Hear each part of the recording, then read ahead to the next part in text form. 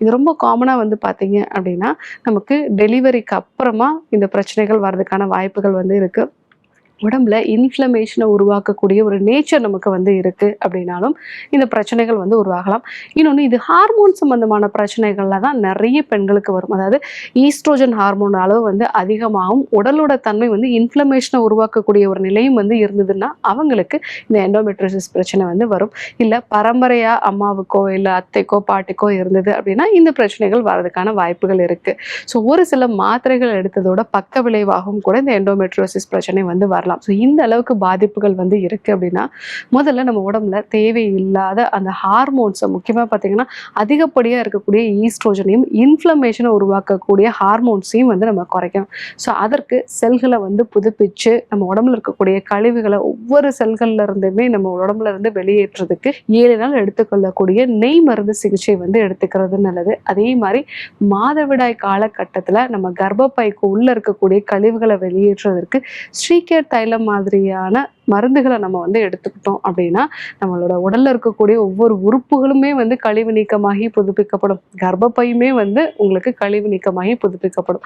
இந்த 2 விஷயத்தையும் நம்ம வந்து தொடர்ந்து ஒரு 3 மாதம் வந்து நம்ம ஃபாலோ பண்ணோம். அடுத்ததா நம்ம ரெகுலரா அடிவயிற்று பகுதிக்கு ஒரு மசாஜ் மாதிரி, ஸோ அதாவது விளக்கெண்ணெய் கேஸ்டர் ஆயில் வந்து எடுத்துட்டு ஸோ அதை லைட்டாக வந்து நம்ம ஹீட் பண்ணிட்டு அடிவயிற்று பகுதியில் ஒரு சின்ன மசாஜ் மாதிரி பண்ணிட்டு அதுக்கப்புறமா டர்க்கி டவலை நல்ல சூடான தண்ணியில் நினைச்சு பிழிஞ்சிட்டு அடிவயிற்று பகுதியில் ஒரு அரை மணி நேரம் வந்து கட்டி வச்சுக்கலாம்.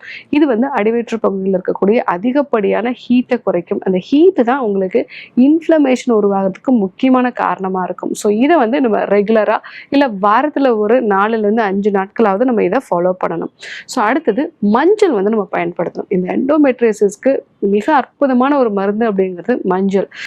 மஞ்சள் வந்து ஒரு 100 கிராம் எடுத்துக்கிறீங்கன்னா 10 கிராம் அளவுக்கு கருப்பு மிளகு வந்து நீங்கள் எடுத்துக்கோங்க.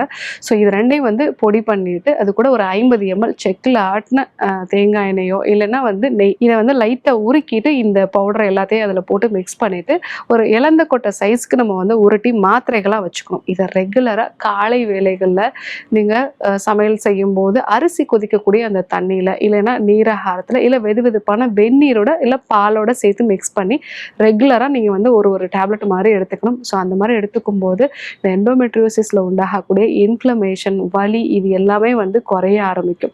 ஸோ இந்த 3 முறைகளை வந்து ஃபாலோ பண்ணும்போது எண்டோமெட்ரியோசிஸில் நல்ல ஒரு மாற்றத்தை பார்க்கலாம்.